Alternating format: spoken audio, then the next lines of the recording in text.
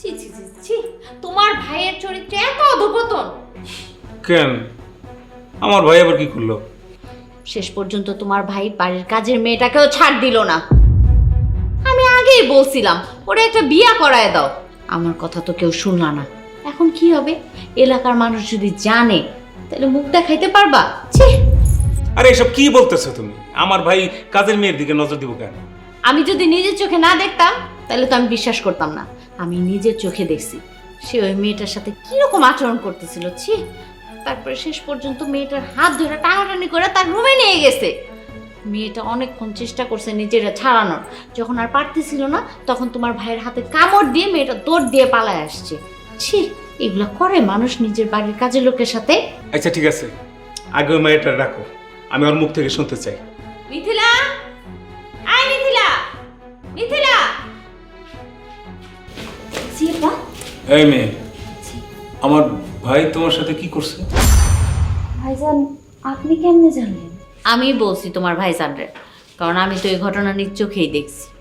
তোমার কোনো ভয় নাই, তুমি নির্ভয় বলো কি হয়েছে। আপনার ছোট ভাই আমারে তার রুমে যাইতে কইছে, আরও কইছে আমি যদি তার রুমে যাই সে নাকি আমারে অনেক টাকা পয়সা দিব। আমি যাইতে চাই নাই দেখে সে আমারে জোর করছে, তখন আমি বাধ্য হয়ে একটা হাতে কামড় দিছি। কি এবার বিশ্বাস হয়েছে আমি সত্যি বলছি না মিথ্যা বলছি? বিষয়টা আমি দেখতেছি। তুমি একদম ভয় পাও না, ওই বেয়াদবটার আজকে উচিত শিক্ষা হবে। চলো। মাই কই? আরে কি হইছে? আবার কি হইল? চিল্লাচিল্লি করতেছ? চিল্লাচিল্লি করবো না করবো কি? সর্বনাশ তো হয়ে গেছে। সর্বনাশ হইছে? কি সর্বনাশ হইছে? তোমার স্বামী এই বেড়ার ফো বেড়ায় অলরেডি জায়গা সম্পত্তি এতিমখানা নামে লেখা দিয়ে দিছে।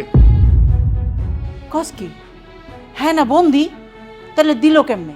আরে ঘরের মধ্যে শত্রু, ঘরের ভিতরে শত্রু থাকলে সেই শত্রু তো চেনা মুশকিল। ঘরের মধ্যে শত্রু মানে তুমি কার কথা কইতেছো? আরে কাজের মাইয়া আছে না, এই কাজের মাইয়া না, এটা হলো আবিরের ভাড়া করা অভিনেত্রী। ও অভিনয় করছে এতদিন। এই যে আব্বার সেবা যত্ন না আসলে কাজ তা না, গোপনে গোপনে সম্পত্তির বড় একখানা অংশ এতিমখানা নামে লেখা নিয়ে গেছে। এর বিনিময়ে তোমার পোলা আরে টাকা দিব। হায় আল্লাহ! মিথিলা, আয় মিথিলা, জি খালাম্মা।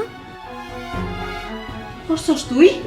তোর কথা শুনে তো আমার মায়া লাগছিল, কিন্তু তুই এত বড় কাল নাগিনি আমার পরিবারেই সবল মারলি। আমি তো আপনার কথা কিছুই বুঝতেছি না খালাম্মা। আম্মা, এইভাবে জিজ্ঞেস করলে তো হইব না।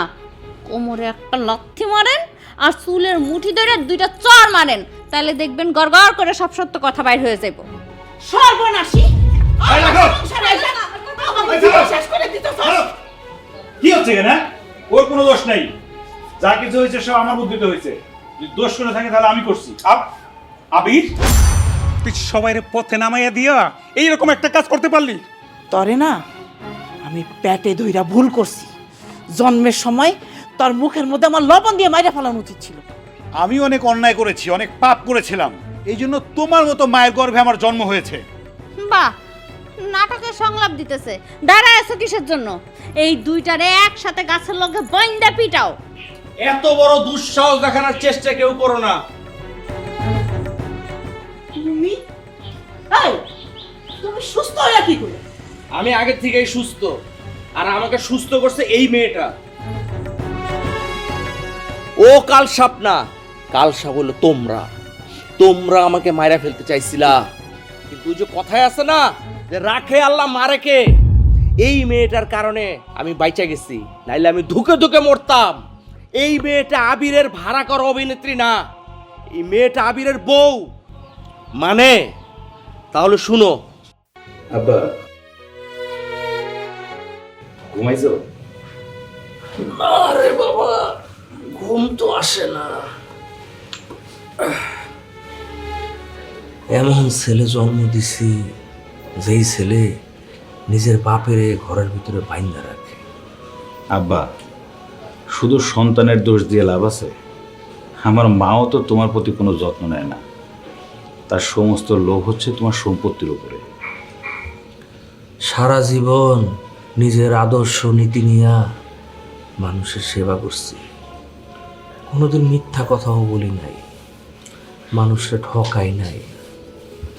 সে আমি এমন সাজা পাবো কোনোদিন ভাবিও না। আব্বা, যা হওয়ার হয়ে গেছে, ওই টেনের চিন্তা করে লাভ নেই। এতিমখানার সম্পত্তি তুমি যদি লিখে দাও তাহলে ওরা তোমাকে মেরেও ফেলতে পারে, আর আমি চাই না আমার আব্বার গায়ে একটা ফুলের টোকাও পড়ুক। তোমার আর একটা কথা বলা হয়নি, ওকে দেখছো না, ও কিন্তু এই বাড়ির কাজের বুয়া না, ও আমার বউ। কারো কিছু জানাই নেই, তোমারও জানাই নেই। ওকে এই বাড়িতে নিয়ে আসছি শুধু তোমার দেখাশোনা করার জন্য, তোমাকে চোখে চোখে রাখার জন্য, ওরা যেন তোমার কোনো ক্ষতি করতে না পারে। তুমি আমাকে ভুল বোঝো না আব্বা, আমাদের জন্য দোয়া করো। তোদের জন্য আমি অবশ্যই দোয়া করব, কিন্তু ওরা যদি জানতে পারে, যদি মেয়েটার কোনো ক্ষতি করে। বাবা, আপনি আমাদেরকে নিয়ে একদম চিন্তা করবেন না, ওরা আমাদের কোনোই ক্ষতি করতে পারবে না। আপনি শুধু আমার জন্য দোয়া করেন, আমি যেন সঠিকভাবে আপনার সেবা যত্ন করে আপনাকে সুস্থ করে তুলতে পারি। আসলে আমার নিজের বাবা নাই তো, আমি আপনাকে নিজের বাবার মতোই সেবা যত্ন করব। তুমি আসলে একটা ভালো মানুষ মা। আমার বড় বড় যদি তোমার মতো হইতো, তাহলে আমার সংসারটা কত গোছালো হইতো, কত সুখের হইতো। আব্বা, তুমি কোনো চিন্তা করবে না, তুমি সবসময় মনে রাখবা তোমার ছোট ছেলে আর তোমার ছোট ছেলের বউ সবসময় তোমার পাশে আছে। আমি দোয়া করি তোমরা জীবন অনেক সুখের। বাবা, দেখবেন আমি খুব তাড়াতাড়ি আপনার সেবা যত্ন করে আপনাকে সুস্থ করে তুলেছি। আমি একজন নার্স, আমি খুব ভালো করে জানি কিভাবে রোগীর সেবা যত্ন করতে হয়। যাও তো, এক বালতি পানি নিয়ে আসো, গামছা ভিজিয়ে আমি বাবার শরীরটা মুছে দিই। এত কিছু গইটা গেছে আর আমি কিছুই জানি না। জানবেন কি করে? আমি কি অত কাঁচা অভিনেত্রী নাকি? তোরে আমি চুলের মুঠি ধইরা। এই খারাপ, তোর মতো স্ত্রী আমার কোনো দরকার নাই। আর তোর মতো স্ত্রী যেই সংসারে আছে, ওই সংসারে জীবনে কোনদিন শাস্তি হবো না। জায়গা সম্পত্তির জন্য তুই তোর স্বামীর উপর অনেক অত্যাচার করছিস। ওই এই সম্পত্তি নিয়ে কি কবরে যাবি? নিজে যেরকম নিজের বড় পোড়াটারও সেই রকম বানাইছস। আমার যতটুকু সম্পত্তি আছে আমি তার থেকে এক কানা করি অক্ত করে দিব না। আমার বাড়ি থেকে এখন বাইরে আসা, নাহলে একটা ঘর ধাক্কা বাড়ি থেকে বাইরে করে দিব। আব্বা, আসলে এতদিন না জেনে না বুঝে সম্পত্তির লোভে অন্ধ হয়ে গেছিলাম। আপনার উপরে অনেক অন্যায় অত্যাচার করছি আব্বা। আমার তো আখিরাত পরকাল সব শেষ আব্বা। আব্বা, আপনি দয়া করে ক্ষমা করে দেন আব্বা। আব্বা, ভুল তো মানুষই করে, বড় ভাই ভাবি ভুল বুঝতে পারছে, তুমি তাদের ক্ষমা করে দাও। ও তো মানুষ না, ও একটা জানোয়ার। ওর মতো পোলার আমি জীবনেও ক্ষমা করবো না।